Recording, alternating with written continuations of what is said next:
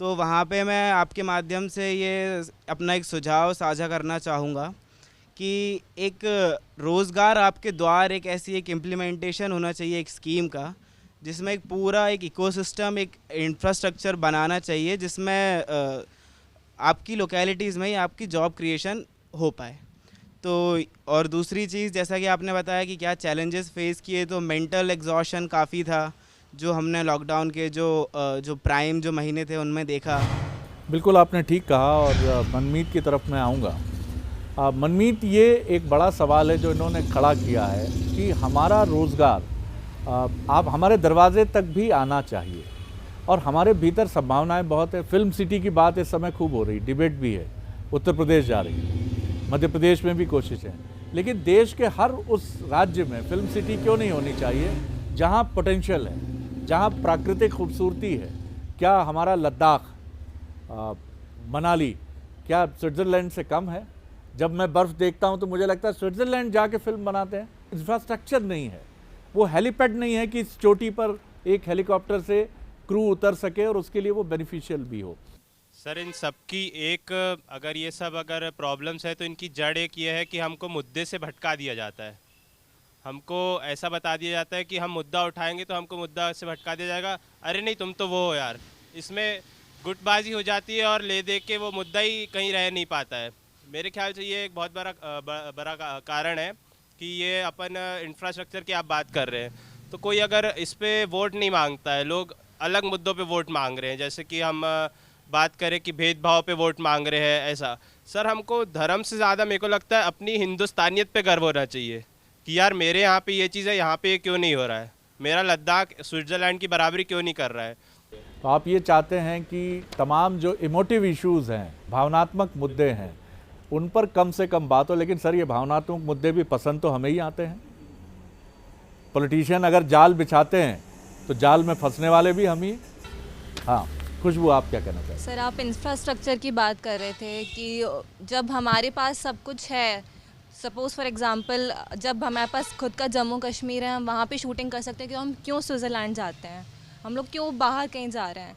तो सेम ऐसा भी होता है, जैसे मैंने देखा है, मैं मुंबई में मैंने जॉब करी, बट फिर मैंने देखा कि मेरी ही सिटी में, भोपाल में काफ़ी आईटी कंपनीज़ आ रही हैं एंड वो make in India, startup India को प्रमोट कर रही है। बस मैं मतलब ये सोच के नहीं आ पाती थी क्योंकि सैलरी यहाँ पे शायद कम मिलेगी, क्योंकि यहाँ का इंफ्रास्ट्रक्चर ऐसा है, तो वो ये सोच के कम देते हैं। तो यूथ यही सोचता है कि वो जाना भी चाहता है अपने नेटिव प्लेस में, रहना भी चाहता है अपने माँ बाप के पास, बट एक पैसा एक बहुत बड़ी चीज़ बन जाती है उन लोग की, उनकी लाइफस्टाइल ऐसी हो जाती है कि फिर वो पैसों के लिए एडजस्ट मैं नहीं एक कर छोटा सा सकते। अपडेट आप सबको देता हूँ, शायद आप में से कुछ लोग जानते हों। मध्य प्रदेश के एक लीडिंग मिनिस्टर से एक बार मैंने पूछा, ये कुछ साल पहले की बात है, मैंने कहा आप इंडस्ट्री मिनिस्टर हैं, मुझे ये बताइए कि आईटी कंपनीज मध्य प्रदेश में जिस संख्या में आप उम्मीद करते हैं क्यों नहीं आती। उन्होंने कहा शरद जी, आपको आश्चर्य होगा या पता नहीं, आप जानते होंगे कि आईटी कंपनीज के जो एग्जीक्यूटिव्स हैं वो हमसे पूछते हैं कि कपड़े का ये ब्रांड, क्लॉथ का ये ब्रांड भोपाल में है क्या? मैं कहता हूँ मुझे पता नहीं, फिर पता करके मैं बताता हूँ नहीं है, वो कहते हैं हम नहीं आएंगे। वो हमसे पूछते हैं हमारे बच्चे के लिए ये स्कूल भोपाल या इंदौर में है क्या, तो वो कहते हैं इंदौर में शायद हो सकता है, भोपाल में नहीं, तो कहते हैं हम नहीं आएंगे। ये कनेक्टिविटी है क्या? सुबह फ्लाइट कितनी जाती है मुंबई और कितनी जाती है दिल्ली, है कितनी फ्लाइट? भैया सुबह है और शाम को है, नहीं हम नहीं आएंगे। ये चीज़ें भी एक बड़ा चैलेंज है कि हम स्विट्ज़रलैंड का जैसा इंफ्रास्ट्रक्चर नहीं दे पाए हैं। एक रामोजी राव फिल्म सिटी है हैदराबाद में, सारी शूटिंग्स वहीं होती। क्यों होती हैं? क्योंकि एक निजी क्षेत्र के व्यक्ति ने सारी सुविधाएं वहाँ जुटाई हैं। इस तरफ हमें बढ़ना होगा। जी सर, ब्रांड्स तो हमें लाने ही होंगे, उसके लिए ज़रूरी है एजुकेशन। एजुकेटेड इंसान ही इन सब, जैसे आपने बात करी कि ये ब्रांड कपड़े का क्यों नहीं है, अगर ये बात आपने हम सब के बीच में करी तो हम सब रिलेट कर पाए, क्योंकि हम सब ये चीज़ें बातें करते हैं। बट ये जो एजुकेटेड इंसान नहीं होते वो रिलेट नहीं कर पाएंगे। कई जो दर्शक होंगे वो बात ये नहीं समझ पाएंगे कि अरे वो कपड़े का ब्रांड नहीं था तो आईटी कंपनीज का इससे क्या लेना देना। सर, इसका मेन मुद्दा हमें जड़ तक पहुंचना होगा कि क्यों, मतलब यहाँ पे ब्रांड्स आ क्यों नहीं रही है। इंफ्रास्ट्रक्चर की आपने बात करी नहीं है, यहाँ पे एजुकेशन, क्वालिटी एजुकेशन भी नहीं है। अगर आप बात करें कि बड़े बड़े कॉलेजेस की जो भोपाल में है तो आप ज़्यादा नाम नहीं गिना पाएंगे। बहुत अच्छा मुद्दा आपने उठाया।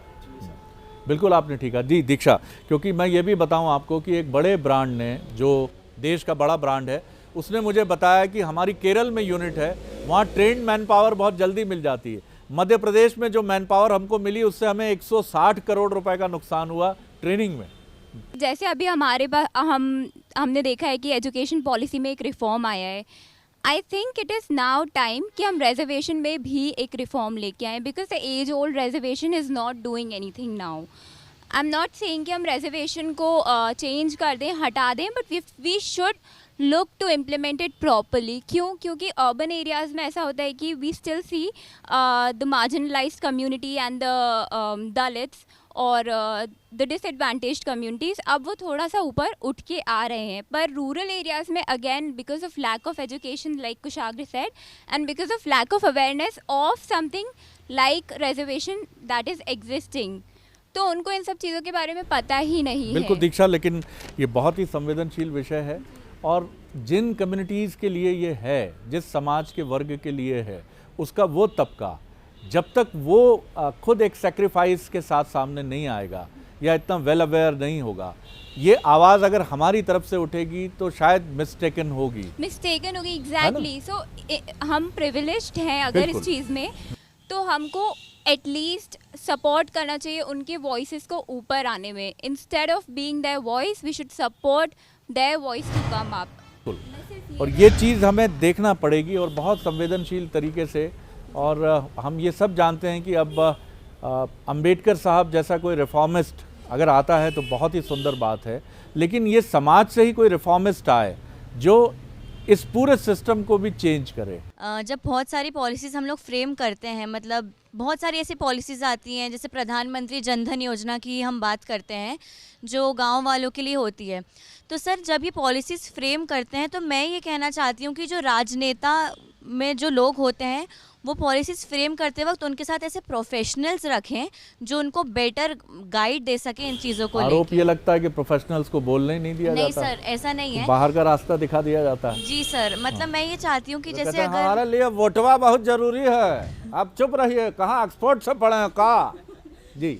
सर जैसे कि अगर हमें किसी इनने बोला कि स्मार्ट विलेजेस चाहिए, कुशाग्र ने बोला स्मार्ट विलेजेस, तो हम लोग विलेजेस से ऐसे लोगों को बुलाएं जिन लोगों ने आंखों देखा हो कि वहाँ पे क्या हाल है और उनने जो मुद्दे रखे हैं वहाँ पे आके उन पे बाकायदा गौर किया जाए।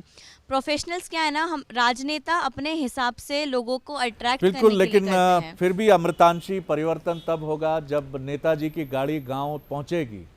सर स्मार्ट विलेजेस की बात हो रही है तो मेरे ख्याल से मैं पूछना चाहूँगा स्मार्ट विलेज कहेंगे किसको? अब स्मार्ट पीपल जहाँ रहते हो सर, एकदम मेरी सही बात। डेफिनेशन तो यही है जी, क्योंकि अब विलेज में अगर हम खेत को हम उजाड़ के वहाँ पे फैक्ट्री बना दी तो कहाँ का स्मार्ट हुआ सर? एक और आंदोलन, एक और आंदोलन, सही बात है। और सही आंदोलन सर, अब आप उनको बेघर करके कहाँ का स्मार्ट कर दोगे? वहाँ पे नेताजी की गाड़ी तब पहुँचेगी जब सड़क वहाँ तक होगी। ठीक बात। तो मेरे ख्याल से एक ख्याल रखना चाहिए कि कितनी लोगों को ज़रूरत है।